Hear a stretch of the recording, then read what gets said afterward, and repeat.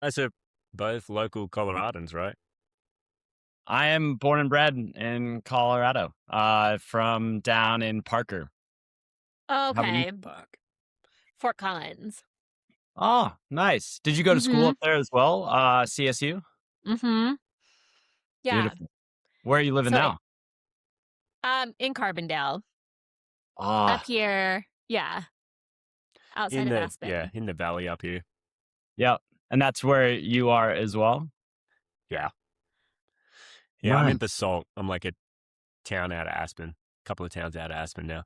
So stunning. I miss the mountains probably the most. Summer, winter, it doesn't matter. The Colorado still in my heart.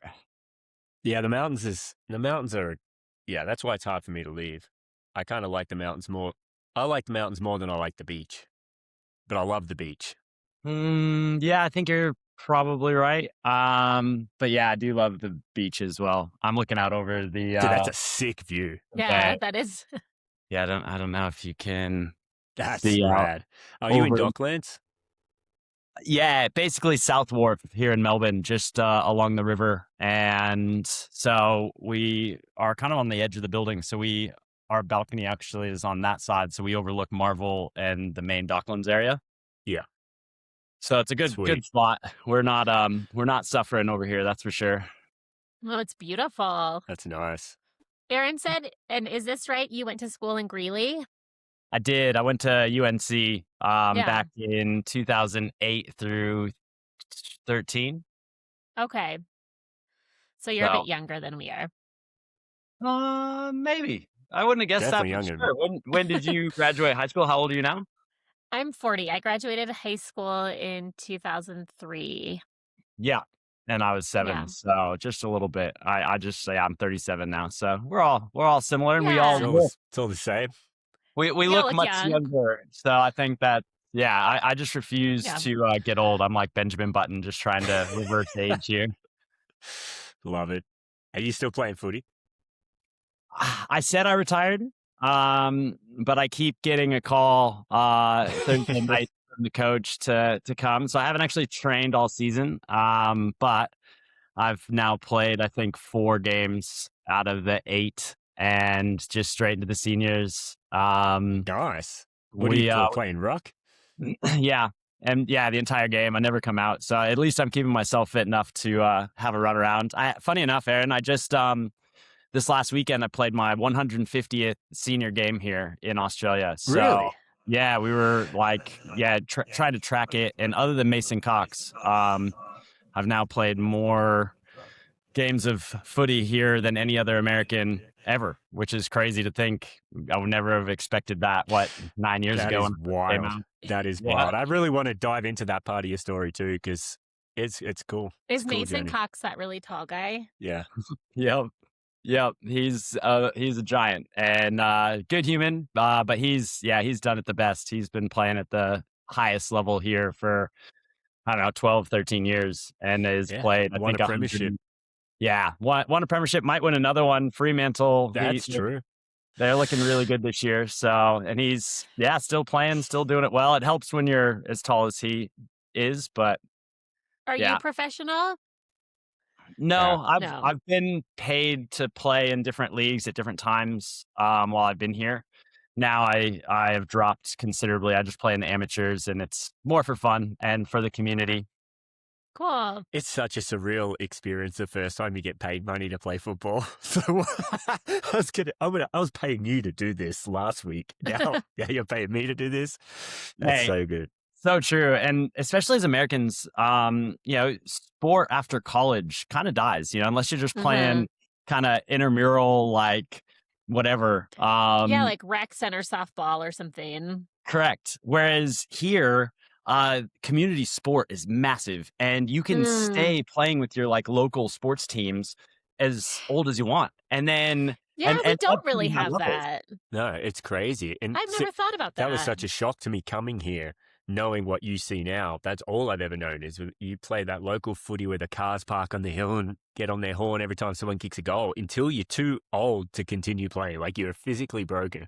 Correct. Yeah, adults don't really play sports teams. Yeah. No, and They play rec league stuff, but it's always like drinking. It's not serious. Or it's like playing softball for yeah. a month, with your company or whatever. But and here, what's so cool about it is even then after you're done playing, you still get around the club and you support, Yep. and the whole community comes together. And I think that there's a lot of value on a human level, to maintain those kind of that shared community, the love of your team and the camaraderie and just all that, from a cultural standpoint gets ingrained. Mm-hmm.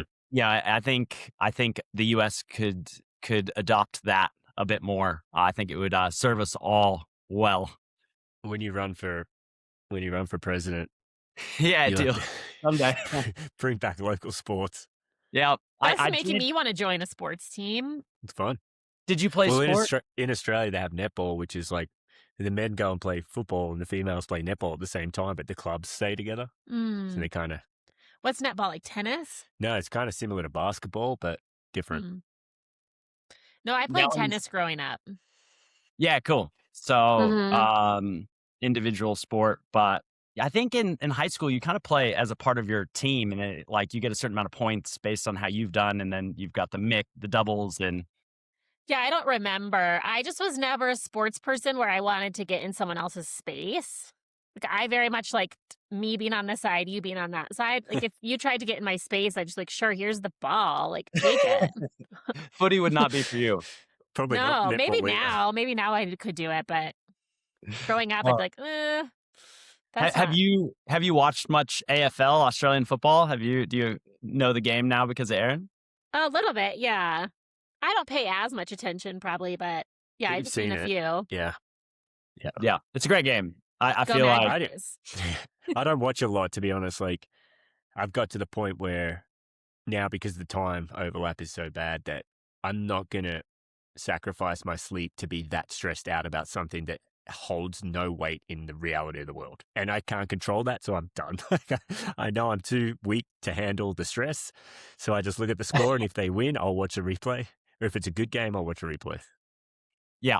I've become very similar with all of my Denver fandom, between the Broncos and the Nuggets and the Avalanche. And, I'll keep tabs and I enjoy it. But, I used to be so emotionally tied and invested. I'd have my identity wrapped up in a team that I don't play for. I'm not on the Broncos. We didn't do anything. They did. And, I think as, you mature, get older, just, you start to realize, okay, well, I can enjoy it for what it is. It's entertainment. But it doesn't have to dictate how I show up every day or my emotions. And you get it here. Like people are obsessed. Oh, yeah, it's with their sport. And man, Monday, if their team lost, they're going to have a bad day. I'm not about that. I can't let someone else's, stuff affect my life. No, I agree. With that, so we'll quick. I think the way I'd like to introduce you, Tyler, welcome to the show. First and foremost, thanks, Tyler Ames, to our listeners. The thing that I find super funny is how our stories are kind of a mirror image in ways. I left Australia to live in America. You left America to live in Australia. Yet in that period in between, we played football together, and that's how we met. Playing Australian rules football. But what I also like is if we go back to that time when we used to hang out a bit, if you had to place a bet that one of us would be launching gyms and the other one would be having a podcast, there is literally no way that this ends up this way. It's so true. With your personality and just my love for the gyms, there's just no one's taking that bet the way it turned out. Facts. God took that bet. God did. Yes. And I think that's one of the cool things, especially with our stories, because there's a lot. I'm sure we'll go into depth a bit of just even where we were at that stage in our life, and then who we've become now. And I think all the things in between. And I always like to think, you can only connect the dots of our lives through hindsight and just how God has played 100%. all these roles and put the people and the situations that lead us to now. And so that's why, you always fall back. It's count it all joy, because whatever you're going through, there, on the other side of it, like you're going to look back and go, oh man, there's a reason for that. That's why I love that. And it's something we talk about a bit and something I think about a bit. What I've been really considering of late is like God's weaving my story, and everybody that comes into my life, there's a reason for it, exactly like you just mentioned. But simultaneously, he's weaving every other person's story. Mm. So they're weaving into mine isn't for me. It's all for him. And it's Yep. like, it's mind blowing to think that every other story, not just because it's hard to envision that, like I thought about this today. Like I answered a call at the church that led to a trip overseas. I see that as me being at a meeting I had no business being to, God setting that up. And then it just occurred to me today that the guy who needed me to come was probably praying for me to be at the meeting. Mm. You just have no idea how many stories are weaving together at one time. That's so good. I'm such a strong believer that we do have to have perspective and zoom out to try to see the bigger picture. And it can be difficult when you're wrapped up in your own life and emotions, and it can get real small because it's just our little bubble that we're in. But that circle of influence of actual how many things is happening around us, and I think that our tests, they become our testimonies, and then our testimonies become other people's textbooks. Like everything has a purpose, a reason, if we so choose to believe that, to follow that, to see the bigger picture of it all. And so it doesn't matter what I'm going through or what God puts in my path. I know that even the hardest times, it's serving a greater purpose. And whether it's for me or for someone else. And so it just, it keeps you, I don't know, it just gives that. It's one of the great things about being a Christian is I think the hope that inspires, that there is more than just our little moment in time that we're playing a role in. I love that. Tyler, were you raised Christian? Yes, my family's not just massive, Christians in the church, but I went to church with my grandparents. I grew up going to a Methodist church in Parker, and in my early teens, decided that I wanted to go through the confirmation process, and I got Was that plugged in. 7th and 8th grade for you? It was, Yeah. yeah, That was such and a fun time. oh, so good. Yeah. I was able to get into youth group and go on a number of mission trips. I think I did 3 or 4 mission trips through the end of high school and the start of college in the summers.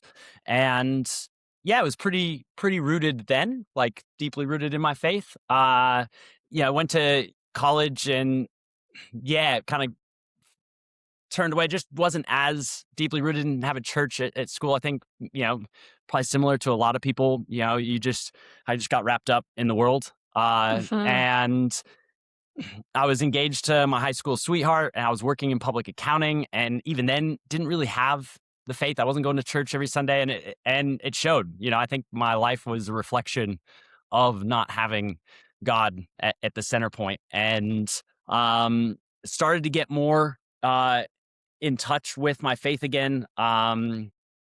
When I was about 25, 26, I got connected with a group called Faith RX. So I was getting into CrossFit. Aaron and I had some connections then. That was the 2012s, the early days of CrossFit. So I was right into the games and just the cult Yeah. that was CrossFit in those early days. And Mhm.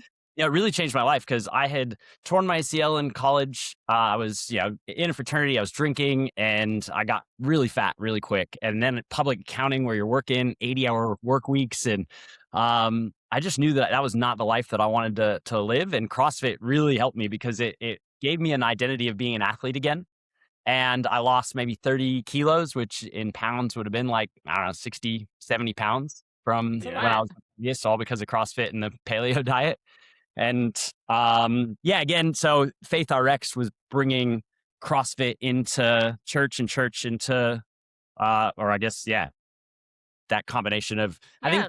maybe in America, more bringing people from faith into fitness, because it seemed like a lot more people in faith that maybe didn't have the fitness side, the health side. And yeah, I was really deeply rooted until I came to Australia, and then I kind of lost it again. But I'm fully back now, and I can't Love see it. a life without it. You're flying a flag in a place where it's a little tricky. In Australia, Yeah. yeah, It's you'd be changing, so though. It's you changing. yes, it's such a blessing. There's from when I got here, 9 years ago. I tried to find churches. I went to a lot of different churches to kind of find that community, and I never really found it. I think faith in Australia was kind of more taboo. Mhm. It wasn't really talked about, especially in the football culture and communities. Like there, I didn't know any Christians. I didn't know anybody. It just wasn't Yeah. like out there. Whereas now, especially since probably COVID, and there's just been a massive shift and a resurgence, and there's just faith everywhere. It's blowing up, and it's becoming um, really socially accepted and more of a norm, which I just That's cool. in such a short period of time, like how good is God That's to so be able cool. to make that happen It here? feels it feels to me watching from the outside that there was a ton of people just under the surface waiting for that first person to break the noise and give everybody else permission. And as soon as a couple did, they just rose up and they're like, here we go. We've been waiting. Like it felt like that is what they've been waiting for. And then as soon as a few heads poked up, people just jumped on. It's so true, and I think especially, and Crystal, you would never heard of tall poppy syndrome, but No, I it's know about it. you. Yes, Yeah. okay, good. Well, I don't know about a lot of things, but I know about that.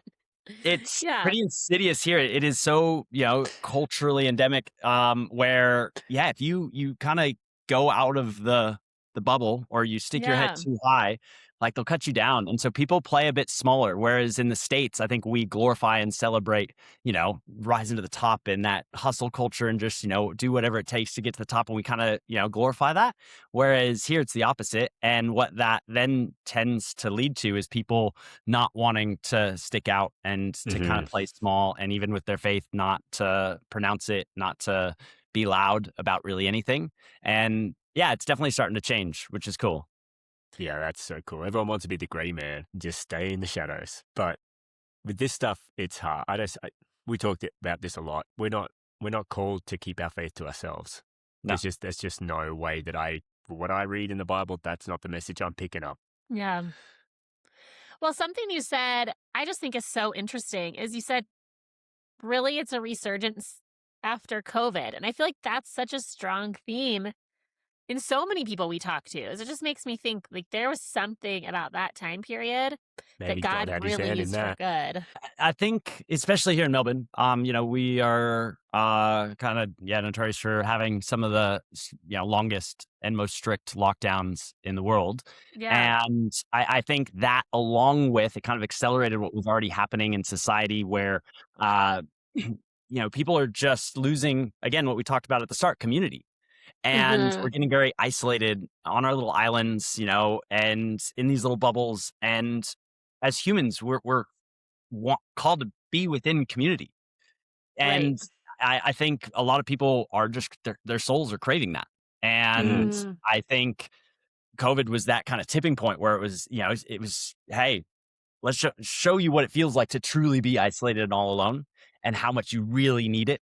And then on the other side, now when we come back, it's like, oh no, and so we search and we find it. And now because Christians are, here especially more open and showing that, hey, this is the truth. This is the way. This is Mm.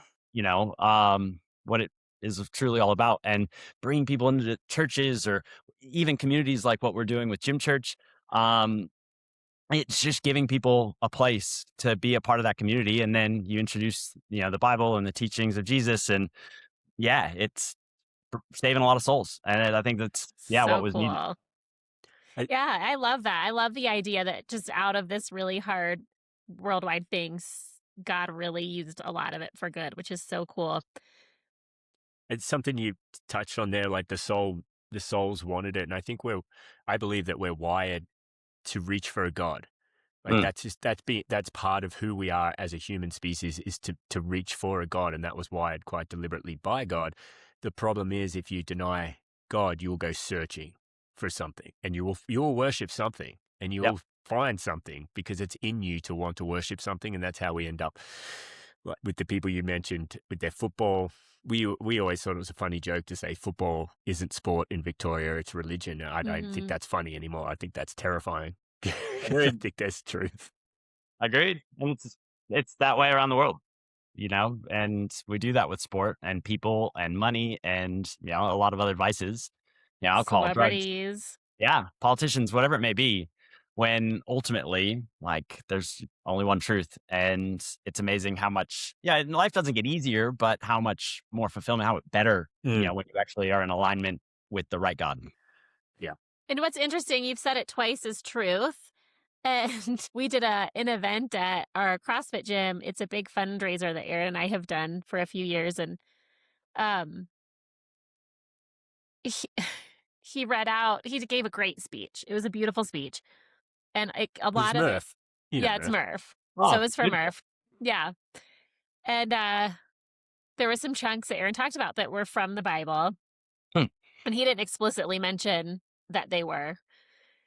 But afterwards, people were like resonated so intensely with the speech he gave. And what you said was like, it's because it's truth. And when you hear truth, you know it.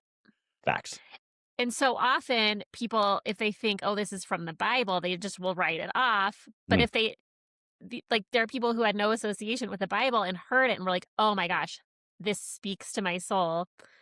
And it just reminds me, like, yeah, it's the truth. And that's, you, even if you're not open to the Bible, when you hear it, you're like, oh yeah, I know that this is true. Mm. And it resonates with people so much. Yeah, you're spot on. That's why, it's just, as relevant and true now, like the New Testament, as it was 2,000 years ago, Yeah.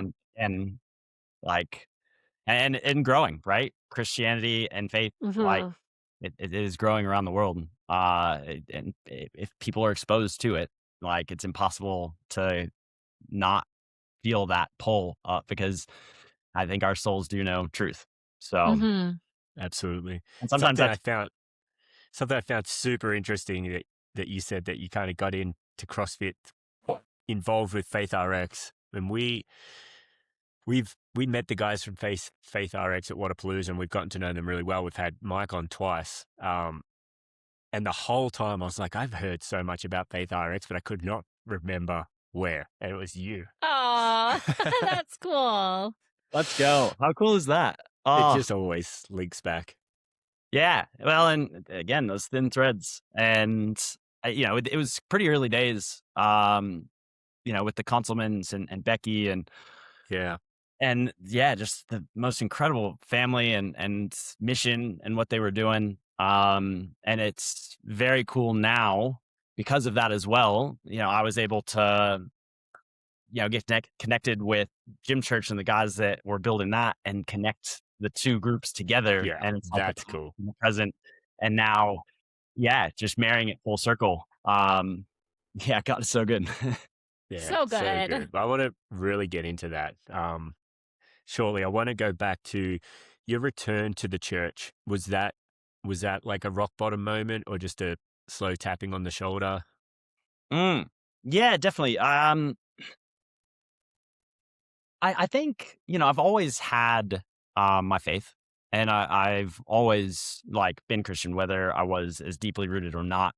I think it is, like, the values and just my identity, that's what I've tried to lead my life around. Mhm. But I'm a part of a business community here in Australia, and some of my mentors, are great Christians, and they have the fruit on the tree in all the areas of life. And uh, it was maybe 18 months ago, almost 2 years ago now, where we had a conference up on the Gold Coast. I had a speaker actually from the States come in, and I got some one-on-one time with him, even though we were at a conference with thousands of people. And we spent about an hour in the car together, and he was just speaking the word, and just, again, I just knew, like, it was like I just lit up. I was like, oh man, I haven't felt that or heard that or been rooted in that for so long. Mm. It was a calling. I just was like, oh man, this is a sign. And 2 days later on the Sunday morning, we have like a non-denominational service to bring a lot of people, especially here, as we mentioned in Australia, not everyone's of faith or been exposed to it. And it gives the speakers a chance to actually share their testimonies and really speak into what's made them who they are, and then the success that they've had really flowing from, their faith. And there was an altar call of over 100 people that came up and gave their life, and the whole weekend, I was like, this is it. So as soon as I got back, some of the guys that I was up there with that I kind of mentor and I guess kind of disciple now, we all went, yes, we got to get more deeply rooted in our faith.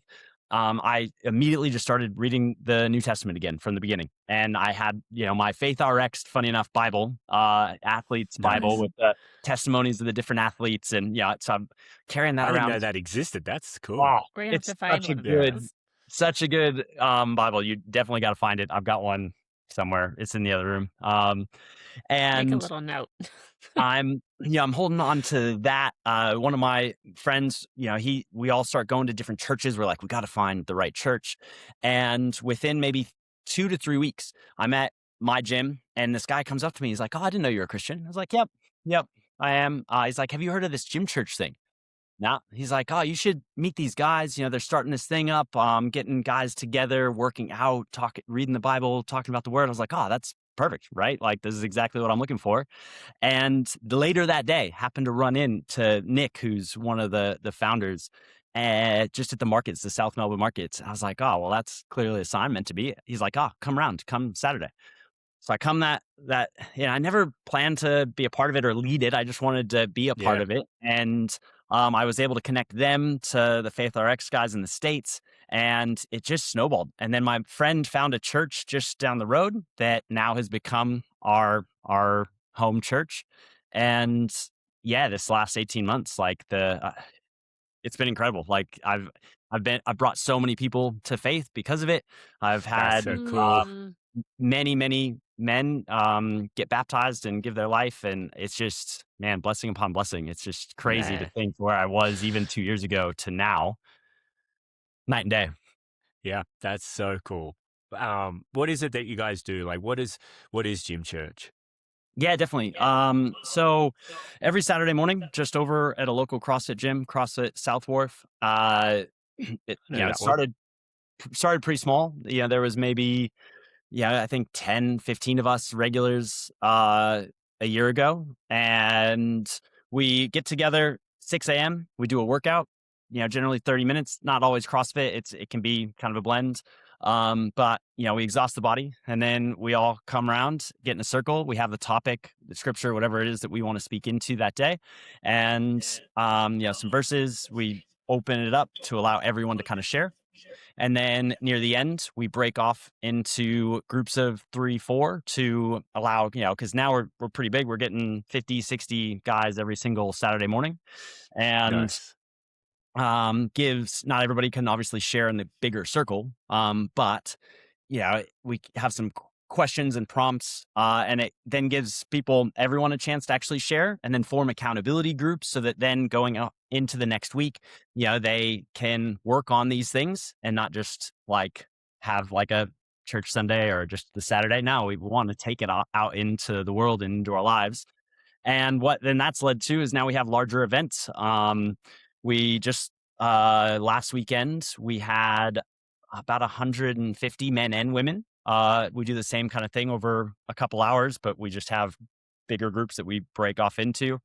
And we've now held events in Sydney. We're going up to Gold Coast and Brisbane. We're doing an event with Steve Weatherford and their group. He's coming out, and it's just taken off. I think there's just been that need, that want, that desire here, Mhm. and people are seeing it, and it's just blown up. It's been crazy, honestly. Yeah, something I've mentioned once on another episode, probably for a different reason, but if I always try to think about people like me, how can I reach people like me? And someone like me, I was like Christ curious my whole life, but didn't really have anyone to kind of pull me into it or show me the way. And so when I started wanting to test the waters, coming from a place like Australia where it was kind of weird to do that, I found I found ways that would allow me to explore God while still protecting my ego. And so if there was a gym that did churches on a Saturday, I would just start going to that. If that was an option, I would have started going 5, 10 years ago and Yeah. being like, no, I just love the church and it's convenient and whatever. Like, but I think that just gives so many men an opportunity. And I just think about like my military friends who listen to this, like, not a bad way to kick their tires and just see, because you're still going to get a workout if nothing else. Right. And even, you're getting around, some really high value masculine men Yeah. that are trying to just live a value driven life. Hmm. And, it's been really cool to see men from all different varying backgrounds, faith backgrounds. We really, try to keep, no denomination. We're not trying to be a church, and we're not trying to, inject belief systems or politics or anything else other than what does the word say? What does it mean Mm. to be a Christian? And what does it like? How can we act out and show what it means to be a man and true masculinity in Christ? And, we have guys that have never, been to a church that feel more comfortable coming to the gym. And it's, and because we're all, broken men at some point, we all, there's no judgment, and it's just a safe space. Especially, I mean, I think for men, especially, I think is very needed, and allows men to actually then talk about topics that sometimes are taboo, and to actually speak into these things and shine the light. And so that when we talk about everything, whether it's addictions and sin and struggle, and how we can overcome and just be better, through Christ on the other side. And it's transform lives in so many different ways. A lot of great testimonies and chains being broken. It's again, it's a God thing. Hmm. And you're baptizing other people. That's so fun. Oh, because that's what it's all about, right? Saving souls, and knowing that it's much bigger than just this moment in time on earth, and to actually bring people to the truth, and just be a small part in God's plan. And I'm excited because the leaders within Gym Church, all very successful in different endeavors entrepreneurially, and now it's everyone's just kind of using it as a place to give back, um, and to grow the kingdom. That's cool. And so gym church it sounds like you have co-ed events, but it's mostly for men. Yes. Was that born out of the desire to give men that space specifically? Can you talk a little bit about that? Yeah, definitely. So Nick and Owen are the guys that kind of started it. Both Australians from here in Melbourne, and literally just started with them kind of dabbling with their own faith journey and starting to read the Bible, and not really have a community or a group that they felt comfortable with. So it was like 3 or 4 of them coming together to work out and just read the Bible, and they realized there was kind of a need, especially for men, to Yeah. have that same experience. And it just kind of started getting traction and growing. I think, it was always just for men, but then, like all things, you start to see, oh, wow, there's a need for women in this as well. And, you almost don't want to be selfish and just hold it just for us. When enough people are tapping you on the shoulder saying, oh, when are you going to have women events? We need, like a space like this for women as well. And you just try to go where you're called. And so now, as we kind of look more into the future, we want to create groups for women as well, whether that is more mixed, but also we found there's a lot of power in like men having that opportunity to not worry about judgment or anything, but to really be Yeah. able to be vulnerable and open. And it would probably be the same for women. And so to have kind of separate, but then also to bring people together, so then you aren't talking past each other, but you're really understanding where people are coming and what their experiences are. There's a lot of value in all of it. So we're just trying to kind of figure it out. It's still pretty new and fresh, but hopefully we can create that space so that everyone gets the value. Well, it seems like it's been really powerful. I would imagine that it makes it a completely special and unique environment to have those men's only. Mm. Um, I can see why there would be just a ton of value in that, in kind of keeping that as a sacred space for all the men. I think that's pretty cool. I mean, I don't know. You hear about like women, we talk and talk and talk and talk like endlessly, right? About everything. Yeah. But for men to have that space to really connect, and I think adding the physical element probably really opens people up a bit more, which is cool. I I couldn't agree more. I think, if you just chucked a bunch of guys into a room and just said, "Oh, talk about your feelings and share vulnerably," it's not going to be Yeah. as open. And when you first come together, have a bit of a chat or a yarn, as we say here, and then, or a chin wagger, I don't know. But yeah, everyone kind of comes together. It's really early, so your brain isn't even fully switched Yeah. on yet, and then you do a hard workout together and you're sweating next to the guys around you, and then that testosterone, everything's through the roof, and everyone's cheering each other on, and it's that camaraderie and that bond, and then it allows, when we then kind of bring it back down, a safe space. One person speaks into something that they're struggling and dealing with, and it's just this cascade waterfall where everyone just feels, I guess, open and to share what's on their heart and what they're going through. And I don't think there's enough spaces for men to have that. Well, you've already kind of bonded, right? Because like with CrossFit, you see it, people bond really close, really fast in CrossFit gyms because of that shared struggle. Yeah. Like we've all done something hard together. So I can see how the pairing of those two, I mean, we've talked about this with Mike, with Faith RX too. It's just the pairing of those two is like, like, is there anything better? I wonder, because I haven't really paired them yet. I mean, we did one Easter workout at the CrossFit gym where we had a few friends join us. And that workout was like n- nothing I've ever experienced. It was probably my favorite workout I've actually ever done because we were doing it with a purpose, for God. Yeah. Oh, it was so cool. Mm.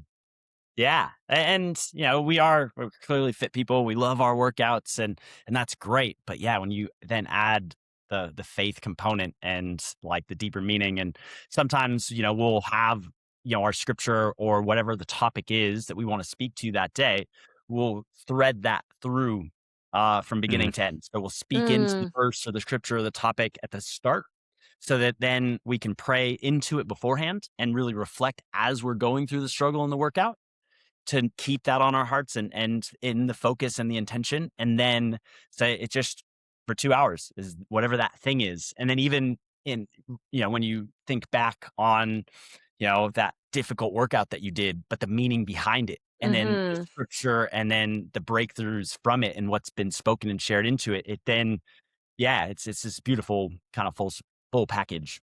It really was. And even like doing it at our gym was already like doing it with people I know and love, but it just had a totally other layer to it that was so special. Well, then we prayed before it, and I think Mm-hmm. that kind of changed it as Yeah. well. Well, one thing that we hadn't done up until just this last mixed session on the Saturday was, after we did the workout, we just put on a song, and we all sang, Mhm. and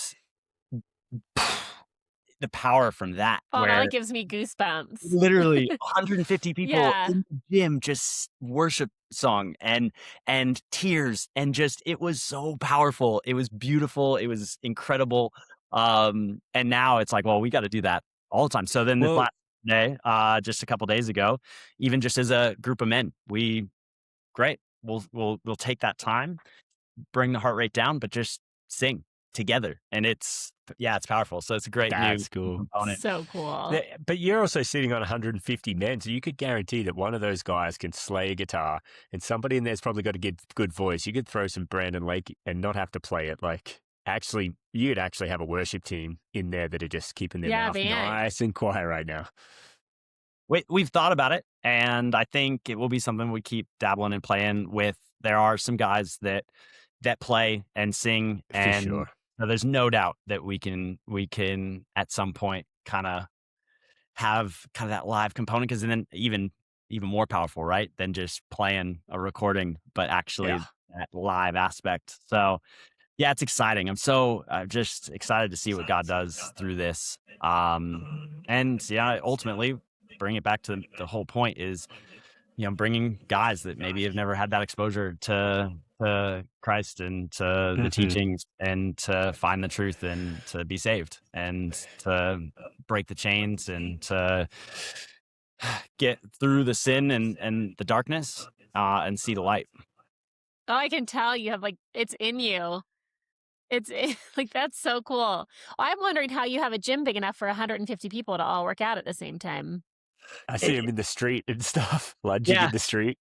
Yeah, Really? so it's not big enough, and Yeah. we have spoken and we're What a praying great problem. into at some point having real kind of gym church locations and expanding Mm-hmm. that out. We're already kind of speaking into, you know, um, expanding into gyms like what we're doing now, but the long term vision I think is to have proper locations where people can come all at any time of the week, have the resources, have a real gym where everyone knows that, hey, it's full Yeah. of all, but keep what we've been doing kind of free so that no matter what, every whatever Saturday or whenever we host it, people can come, just whoever they are, wherever they are, and come and experience it. But yeah, right now we have I can actually see it. It's just there.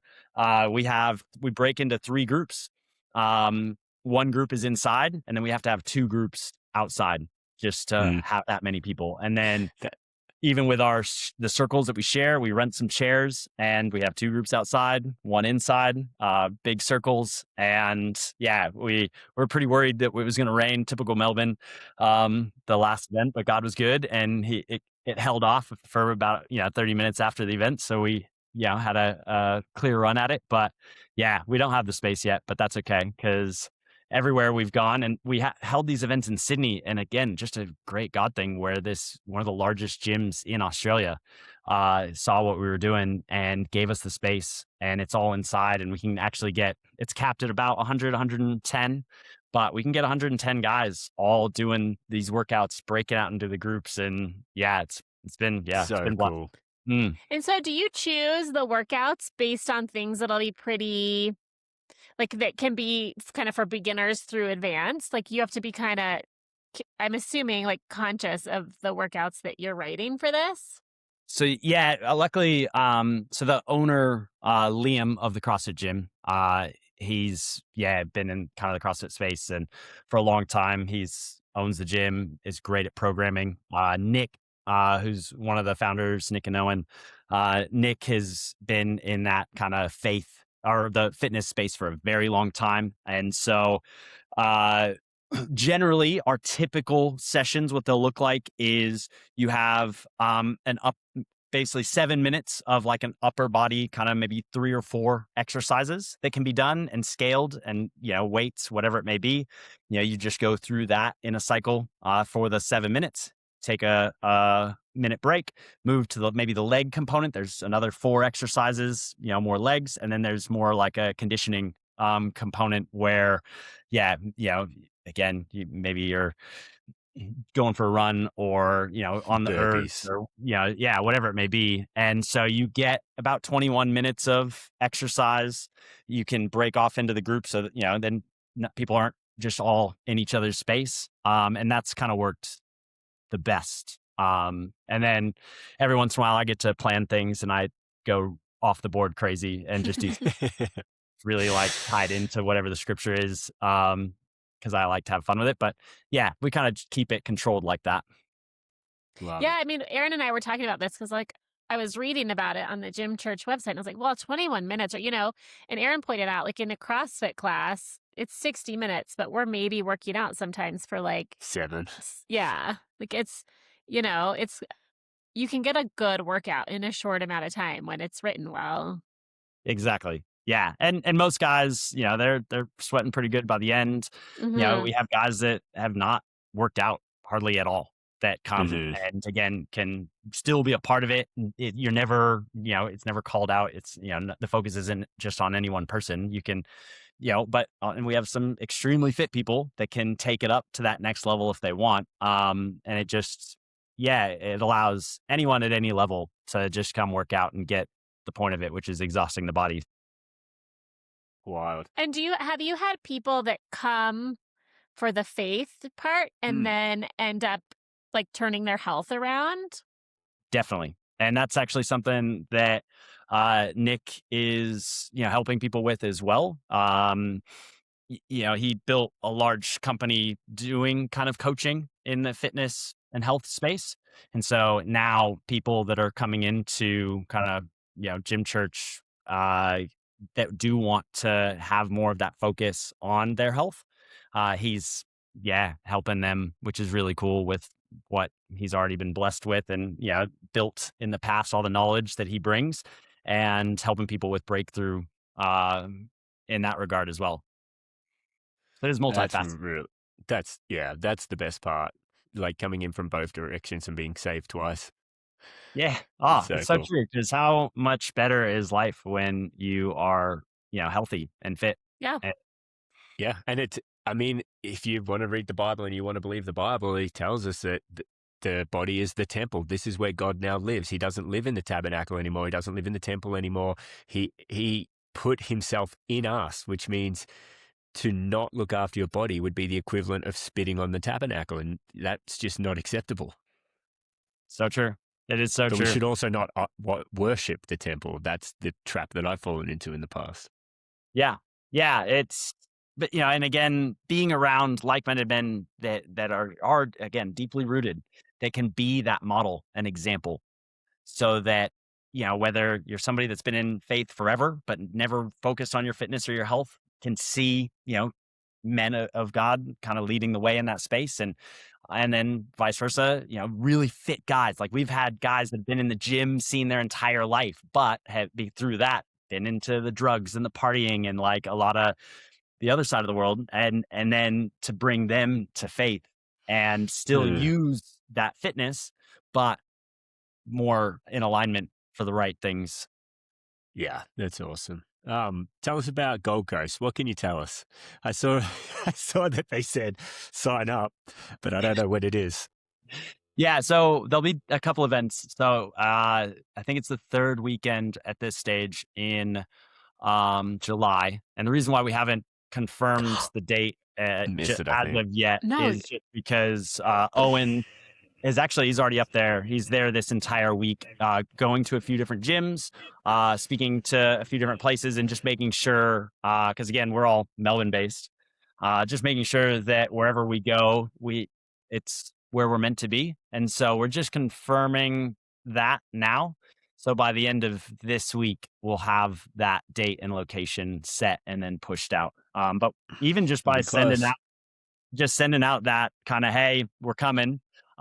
We've had like 150, probably pushing close to 200 people just sign up for a wait list. But that's when you're going to be there. I think I'll be there. Yeah. Would be awesome, mate. Yeah, that'd be so rad.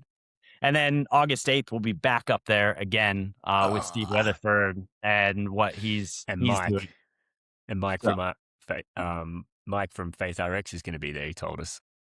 Oh, I believe yes. Yeah, he did tell us. Because we're going to miss him by 4 days or something. Really?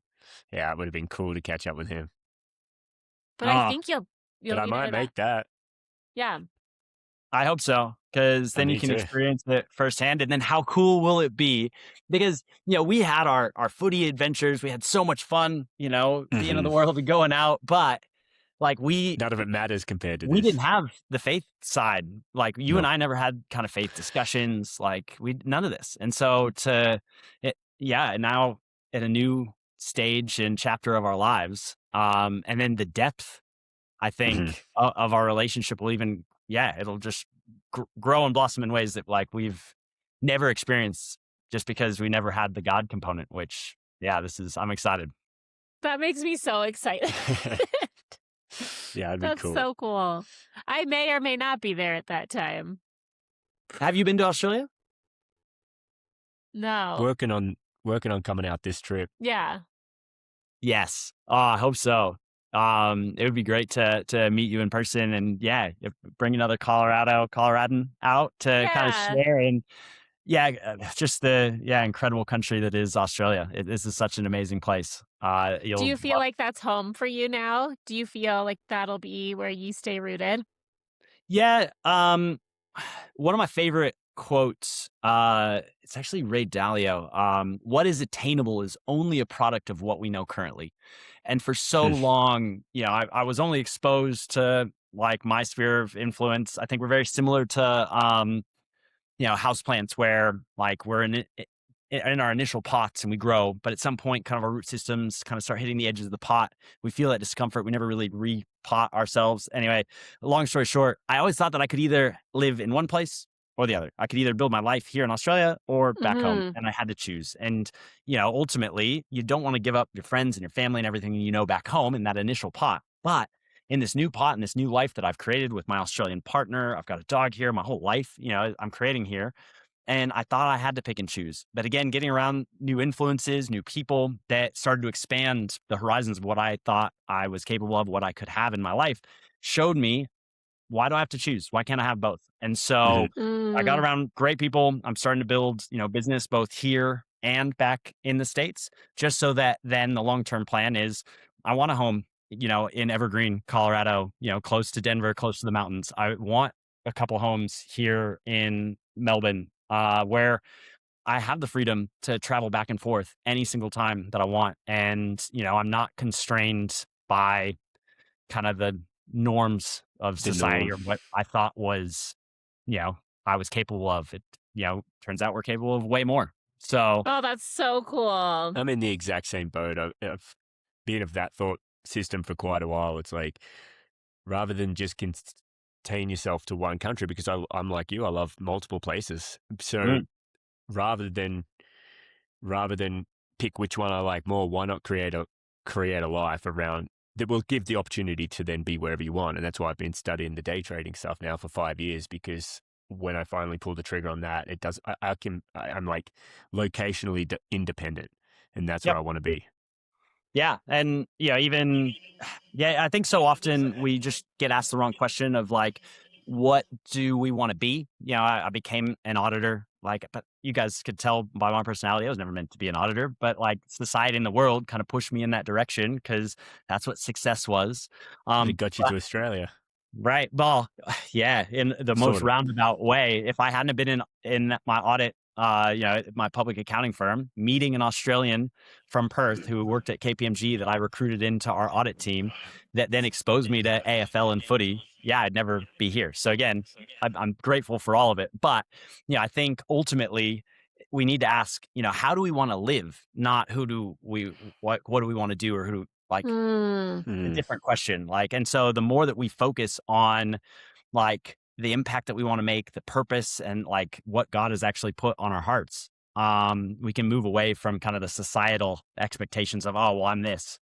No, no, no. I can be so much more. I can have so much more. We can help so much more. And what's been cool with Gym Church and what I kind of envision my part to play in it longer term is, being able to scale this into countries and back home and around the world. And then using this as a platform as well to then just An opportunity to, yeah, travel and, again, disciple and help people around the world. Like, how good. And if that I is just so good. stayed in the little, public accounting bubble of what was kind of comfortable or expected, never be able to do any of this. Well, let's talk about that. Let's talk about how you got into playing Australian rules in America, and then how that led to where you are now, filling all those gaps. Yeah, definitely. Yeah. So again, I was always really driven. I played sport. I went to university. I wanted to be successful. I never really did the deeper work of understanding what that meant. So I just really followed kind of society's guidelines of what success looked like. And I looked at people around me that were successful, even through my church and youth group. Had some great kind of mentors there. The vice president of marketing for Pepsi was their kids went to my church, and yeah, he was a great influence. And the COO of Jeppesen, which is a subsidiary of Boeing, same kind of thing through faith. And I looked at these people, I was like, okay, well that's the pinnacle of success. So I'm just whatever it takes to climb that ladder and get to that. That's maybe what I want. I was working in public accounting. I was engaged to my high school sweetheart, and I was just following, checking all the little boxes Yeah. of what that White very picket fence. American life looked like. But I wasn't happy, and I wasn't. I was losing my soul. Honestly, I hated my job, and I was, I just not doing the work. I wasn't reading any books, and I wasn't around in the right environments, because the environment dictates performance, and I didn't know anything that I now know. And so I was just spiraling, and it was going quicker and quicker. And my relationship blew up. We were planning That was our a wedding. hard time for you. I remember you Oh talking man. about that. Yeah. And I just, yeah, I was just searching for anything different. I just wanted an exit parachute to escape the life that I was in. Because I just didn't see how climbing the accounting ladder was going to be the thing for me. But I just didn't know what that was. And so, um, it was about 4 years in public accounting. The relationship had just kind of blown up. Again, because of my friend Mitch at the Denver Bulldogs, he introduced me to this silly game, and I started watching it on. We'd go to the pub or a bar on a Friday night, and the game would come on at 1 or 2, so we'd go and watch it back at his, and then by the time the tryouts for this team came around, he's like, "Oh, that game I've been introducing you to. Do you want to come play?" And I was like, sure. I'm kind of getting my fitness back because of CrossFit. I'd lost a bunch of the weight already. And I was like, I'd do anything to be an athlete again. Because I really just thought that was over for me. And so I never expected much even of that. It was just a good group of guys playing a game, having a run around on a Saturday.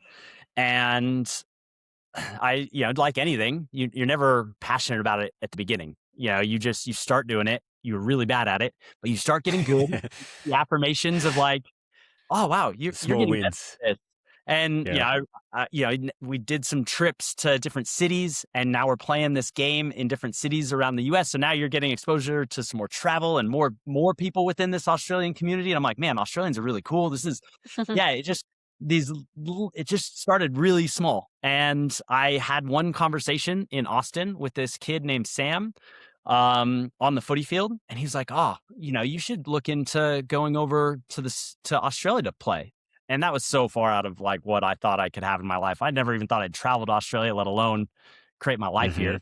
But that one conversation then led to some more. I said, I'd be open to that. He introduced me to some people with the USAFL and AFL who were looking for an American to kind of start this exchange program into Australia and Australia back into the States. And I went through a long interview process because where I started, they actually selected me to go up to Darwin, which is, Aaron would know. It's we talked about Darwin one time. It's at the top. Yeah.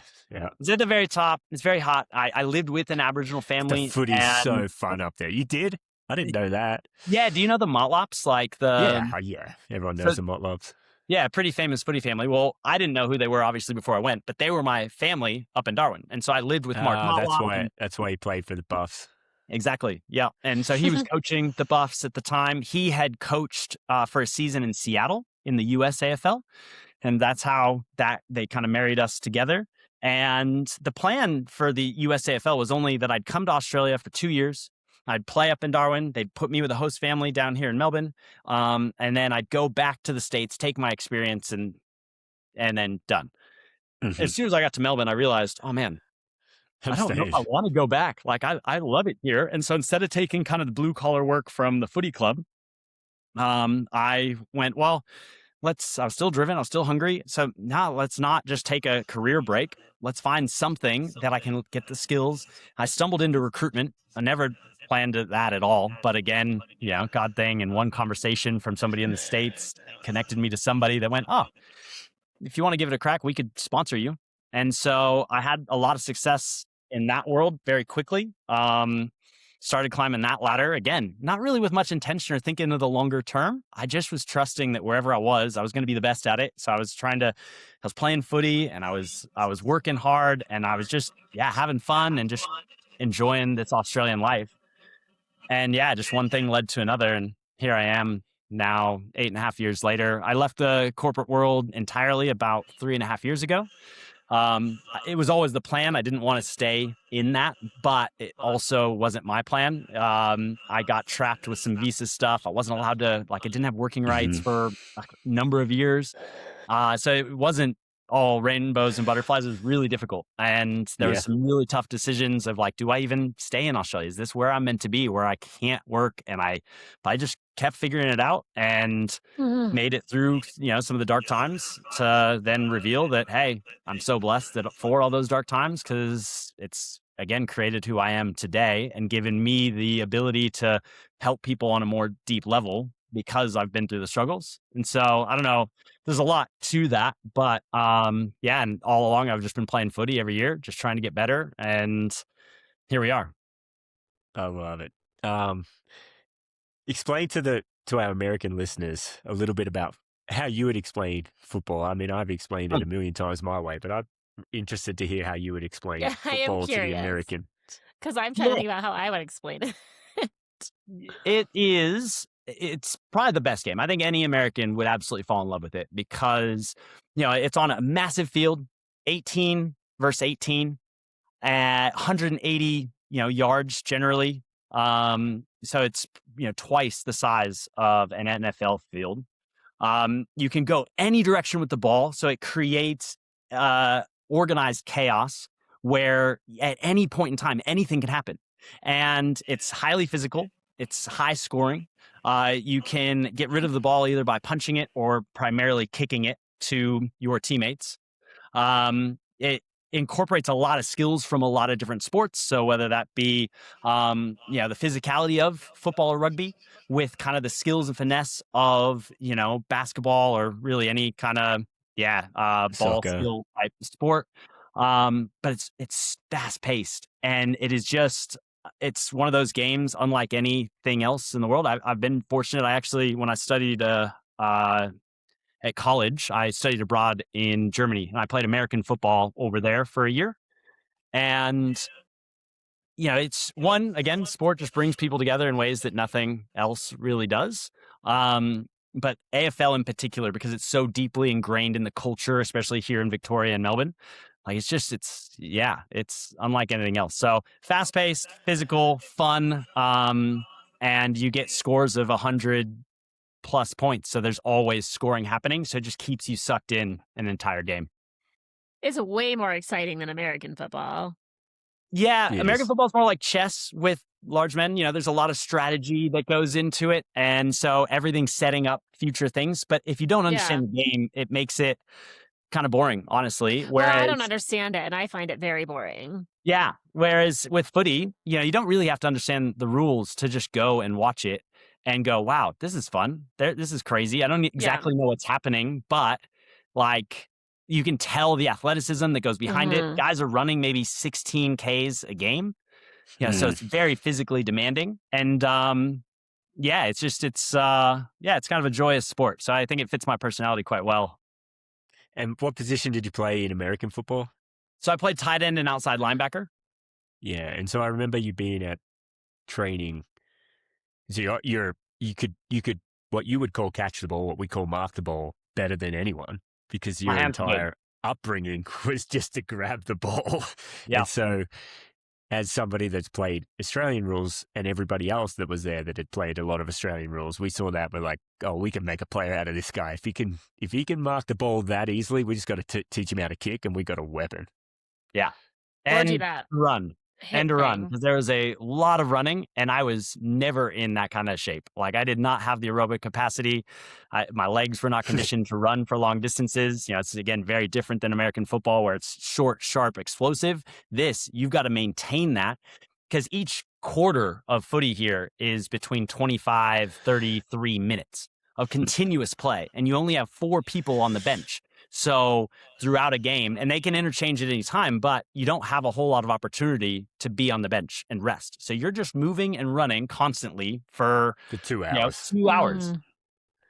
Yep, it's great. Yeah.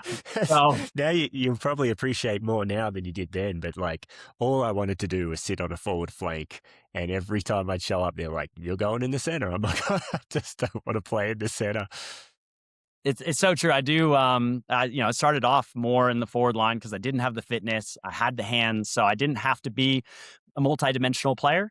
Whereas now, for many years, they put me in the ruck, which is right in the middle, and that you have to be at every contest. So you're running the whole field over and over again, and you're pretty integral with everything happening throughout the game.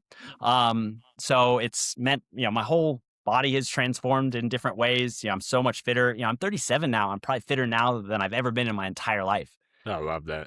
because, again, you're pushing yourself to the extremes. And I've been fortunate to, I'm bigger frame, bigger body. So I've stayed healthy. I haven't had really any serious injuries. And yeah, it's been cool. It's been a very cool journey. And thinking, Aaron, you and I we went to that tournament in Florida. Sarasota, And right? yeah, Sarasota. And, I was so bad. I didn't even realize how bad I was then to then having 10 years of playing all the time where I'm at now. I'd love for you to see me play now because it's, I'm quite That'll different. be fun. I mean, if you come back for nationals and play Div 4, I'll play with you. Yeah, deal. I don't know if they'd let me play Div 4 at this point. I think they'd throw me into the ones, but at some point we're going to play another game of footy together. Yeah, I don't know about playing seniors. That sounds like a lot of work. Yeah, well, I like it for now. And I am retired, but I still just enjoy it, and it's fun because here you can just on a Saturday go, plug into a team and go have a run around and have a kick and be a part of that community, and people really get around you. And yeah, it's great to always have that as part of my story. And and again, it's a great tool to connect with people because especially in the larger cities, it can be people get stuck with their little tribes and their communities, their friends. They're as an American, especially, sometimes you're like, oh well, arm's distance. But as soon as you start talking about footy with Australians, it just brings everybody's guards down. They open right up, and it's a great way to just build bonds and relationships that I wouldn't probably be able to do otherwise. That's cool. I would That is never so even thought of cool. that. Like, because it's just second nature. But yeah, from that outside perspective. Tell us about Darwin and that experience. I lived up there on and off for 5 years. I played football for Palmerston. Sort of Magpie. Yeah, that's Loved it. great. What a premiership there in the Resis. It was just so fun. It's a different world. It's what you think of Australia as an American when I didn't know anything. Like Crocodiles and snakes everywhere. Yeah. yeah, I do assume that I will be chased by crocodiles and snakes. yeah. Whereas you come to Melbourne and it's just like any city in the States, like that you don't see the snakes or spiders or anything that you think of as Australian. But Darwin, I got thrust right into it. And I left Colorado just after a blizzard in January. So it had snowed like a crazy amount. It was like -10. And I get to Darwin and it is like 35 degrees Celsius. So Fahrenheit, it's like 100 degrees and it's 100% humidity. And just, and I literally land on the Saturday morning. Mark Motlop picks me up at the airport and is like, okay, so we've got a game in a few hours. You can take a nap.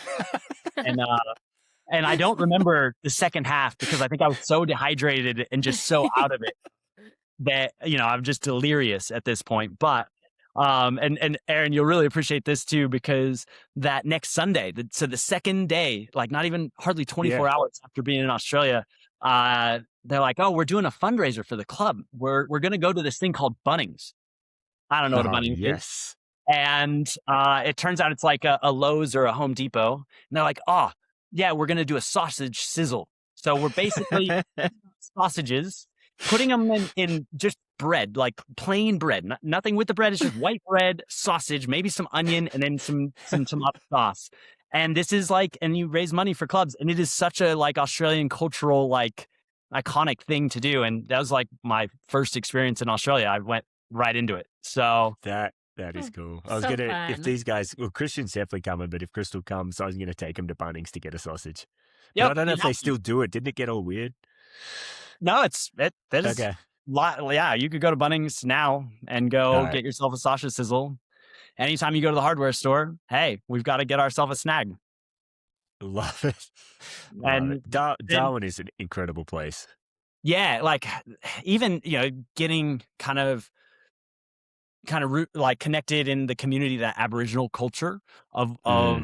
of kind of their heritage, and getting around a lot of the Aboriginal teammates and the family. And because I didn't have any expectations, I was pretty open-minded, and I was just there to experience and to enjoy and to, kind of learn. And Yeah. it really, it showed me a whole different world that I would never get exposed to. And I think even a lot of Australians that are from, the larger cities never get exposure to. Yeah. And I think that was really good for me. And probably the further I go away from that experience, the more I just really appreciate that grounding that I had, to have that as kind of my first experience and first understanding of what Australia is. And then moving to Melbourne, where I got to live with a Melbourne, like an Australian family, and kind of just seeing both from two different angles. But now it's made, me and my Australian experience kind of whole, which is cool. Yeah, that's something different. Like, it's just so cool that you got to do that. I remember, because I was raised south of Melbourne and Mornington Peninsula, and there's like no Aboriginals down there at all. So I was in a similar vein. Like, I'd had no exposure to Aboriginals, and therefore didn't like. I went to Darwin with just an open mind, and then most of the football team, if not half the football team, maybe, is Aboriginals, and they became my best friends. It's Yeah. just, but some of the people that grew up in the more aboriginally dense places would get up there and like, oh, I don't want to play football. It's too many. It's like, I don't know. I loved it. Absolutely loved it. It was a very cool experience. One that I will never take for granted. And I think, like anything, we only know what we know. And so when we're in our little bubbles, there's just so much more in this world. And when you kind of get out of that and you start to experience it, it starts to shape your perspectives and understanding and beliefs. And everyone has, something to teach you. And I learned a lot from them. I couldn't live up there forever. It's a much slower pace, Yeah. and they're very happy just with what they have, but they're super connected with their culture and community and family. And, it's beautiful. It's beautiful to be a part of that while you're there. And so it's nice to go back from time to time and see the guys and get replugged in with the community and the family up there. And I really want to, as I grow my resources and I want to give back more to those communities, because I don't take for granted how much they gave to me. Love it. What What are some of the strange things you've had to get your head around moving to Australia that we can share with the Americans that might not understand? Man, so many things. Well, first, even in Darwin, I remember going to a supermarket. One, you can just walk into a supermarket with no shirt, no shoes, and it not be a problem at all, right? You walk into a gas station or a servo, petrol station, and people, no shoes, no big deal. And that even just that at first, I'm like, this is weird. I had to get past just little things that, you grow up in again, in our bubbles, our cocoons, and the societal norms that we just come to expect and think, oh yeah, this is what it's like everywhere in the world. Like you have to have shoes on to go into a store. Yeah, and it's so that trivial. Would be like unfathomable here. Right. It's so small and so trivial, but I think that then kind of paints a picture of the bigger, like there is a lot when it comes to what I thought to be normal. And then you come to Australia and they just look at things a little bit differently. They just their history shapes kind of their perspective of everything. You do, more trivial stuff. Walked into that supermarket. There was this spider that had to have been bigger than my hand, and it's hanging up. It's one of those like a huntsman, big huntsman. Yeah. And people are just walking right past it. I'm freaking out. I'm like, oh my gosh, we have to do something. Like, this is a 5-alarm. Yeah. Do something about the spider. And people are starting to see my reaction to the spider and going like, is this guy okay? And finally, this Aboriginal man with his thong and flip flop just comes right up and he just bang kills the spider and goes, "You're okay." And he's like, I feel bad for the spider. Right. But yeah. And so I've had to give up some of the fears that I had. But other things, you'd be surprised with living in the bigger city. It is very similar to Hmm. like, Yeah. home. And I think kind of any kind of Western culture, the education system, there's a lot of similarities. Starts Uh, to blend. It really does. it really does. And things that like I've probably forgotten more of the differences. Now it all kind of just blends together. Um, but I think, there's a lot of similarities with America and Australia with like the pride and, we've obviously gone to wars together and we've supported each other. We've been allies for so long. There's a lot of respect, admiration, like love between the two.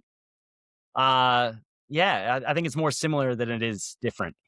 Yeah. I think like you said, if you're in the city, it just feels like a city. But if you go to like a rural Australian town and then go to like a rural Texas town, now you're going to see two different worlds entirely.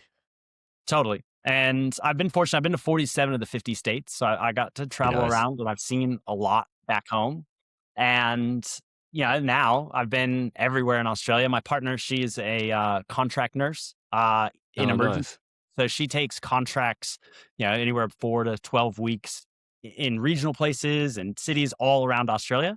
And since I have a lot more freedom and autonomy now in my life, I can just go travel with her and get to see and experience more of these kind of smaller towns and cultures. So we were in a mining town called Karratha. I was up there for about a Oh, week. So we no. did like yeah, and just and it probably is not too dissimilar to probably mining town or a oil town in Texas. Yeah. It's redneck, or they'd say here bogan. But the people very genuine. It's different, but like people are people, and they're good people, and more often than not, they're really genuinely curious about people's stories, and that like kind of Southern hospitality. Like I've seen that in a lot of small regional towns here as well, where obviously I sound quite different, and so as soon as I open up my mouth, people are like, "Oh, you're not from here," but they're quick to ask questions and want to know why you're here, what you're doing. Uh, so it's been cool to kind of see both sides of it and the similarities, but also quite a lot of differences, as Aaron you would know, in the food that you eat here. Just That was my question. What's your favorite Australian food? Ooh. well, they love their parmas here, which is basically like just a chicken schnitzel that's been fried, and they put like ham and cheese and Napoli sauce, whatever, red sauce on it, and they serve it with chips, which is just French fries. And they have it at every pub in Australia. It is like the quintessential meal, and I don't know why. Honestly, it's yeah, I've heard a lot about those. They're yeah. great. But I feel like if I went back home and I would miss that. I would miss that here quite a Mm. bit. Um, Mm. even just going to a gas station, like they have meat pies, which, for us, a pie is kind of sweet and, you have your apple pie or whatever. Here, it's just, a pie filled with kind of meat or cheese or whatever. And it's not good for you. It's gross, but like, there's some days where you just want it and you crave it because it's just, it's part of it It's here. comfort food. It is. Australian good. comfort food. What about on the sweet side of the house? We were talking about this the other day because Christian really loved Lamingtons. Like that got him when Okay. he was out there. I I like a don't like vanilla Lamingtons. slice was one that I miss. Yeah, see, and I haven't been back home long enough to, or like, recently enough to go, oh, what don't we have here? It's just, this is my new norm. But Yeah. vanilla slices, any of the slices, any bakery that you go to, like the cafe culture in Melbourne, especially, but around Australia is the best. The coffee, I don't really drink a lot of coffee, but the coffee here, 10, 20, 50 times better than anything that you get back home. Um, Mm. and I don't know why that is, but they are very prideful of having some of the best coffee in the world. And, even just, an almond croissant. Oh, Mm, I I love every, those. Sunday at church, that is my go-to. I have a nice warm almond croissant. Yeah, I would never I have had love an almond croissant. Yeah, Oh, is that pretty typical back home as well? yeah, it Yeah. is now. It's starting to grow with that same kind of coffee culture growth that we're seeing here as well now. Yeah. Okay. See, it's been a few years since I've been home. Yeah. with my visa at the moment, I'm still not allowed to leave the country. So I'm kind of Oh, you're in trapped. one of those holds. Yeah. So I'm just in a holding pattern until they approve my final visa to get PR, and then I'm free again. But for now, I'm stuck here. Yeah. So Mm. what's next for Tyler? Oh, I've got such big dreams. I want to change the world. I want to continue just to pour into people, disciple people. I love that human to human connection. I love helping people materially, really truly changing lives. Cause I just know that I'm just one person, but like if you change someone's lives, like Yeah. they go out and they change lives. And um I have this kind of theory. I call it like my wake theory. I think very similar to boats. We are on our path. We don't really focus kind of behind us, beside us. We're just kind of forward focused. And from time to time, we make slight course corrections if there's another boat or something in our way. But a boat is always leaving a wake behind them. And we're not really aware, it's the same with us, of the wake that we leave every single like every place we go. So every day, all of our interactions, everything that we do, we are leaving these ripples that are changing the world. And people don't really have a lot of intention around that. I try to live every day with a lot of intention to make my wake a positive one, and know that even if I can't see what the ripples are doing in the world, I know that because I'm leaving positive wake, that I'm making the world better in some way.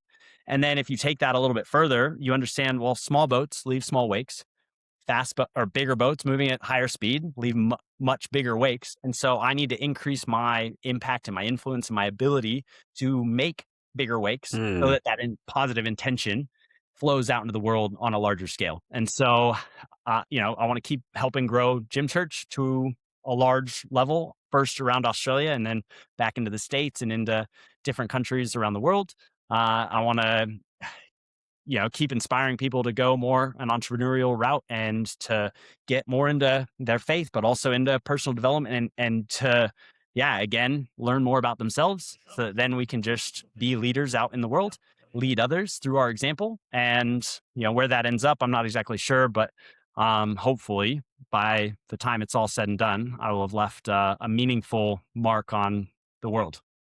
That's so cool. That's I love that beautiful. theory. I love it. And I can say, like, a lot of people say that kind of stuff, but like I've seen you, that is 100% genuinely who you are. Everything you do is with pure heart and impacting everyone around you. And you don't leave anybody, you don't disregard anybody.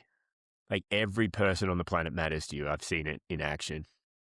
Oh, it's so true. It's got me in trouble sometimes as well, but I just know that again, if God puts someone in my path, like it's for a reason. And so I never want to cast judgment or, like treat anybody differently than I treat anyone. And so I just, hope that, just through the little actions that I do, I can make a positive impact even in just one person's life, and um, hopefully inspire others to kind of do the same. And again, I've just been so blessed, so fortunate to have great community, great people, great opportunities around me. So if I can continue to give people that as well, what I've been given, it'll all hopefully, be for the bigger person. And again, now that I've started to bring more people into the faith and getting That's what baptized, matters. that's then full circle, like the biggest thing, right? And so sometimes it's the small things where you can connect with people and you can bridge that gap to then, hopefully invite people to The the bigger kingdom. the kingdom, right? I love it, man. We'll let you go, I think. Are you Cool. going to the footy? No, I should, because I'm a D's fan and I know it's you are, which massive. is unfortunate. I know. Massive game today. There'll be about 95,000 people. Oh It's my Q's gosh. birthday, so it's a holiday. And the MCG holds about 100,000. It is like, it's the mecca of footy in Australia. And so it'll be nearly full. But I'm going to spend time with my partner's family and doing more wholesome things today. Good.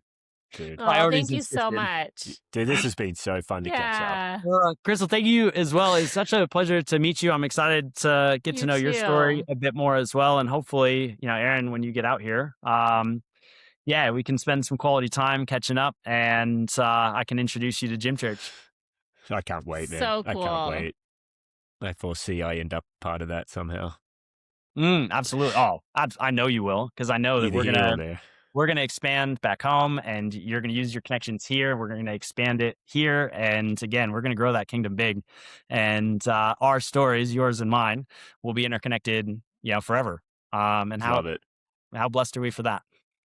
Absolutely. Mm, Well, thank you, man. It's been so cool. I had a really thank good time. you. To speak with you guys. Thank you so much. Have a great day. God bless. You too. Bless, God man. bless.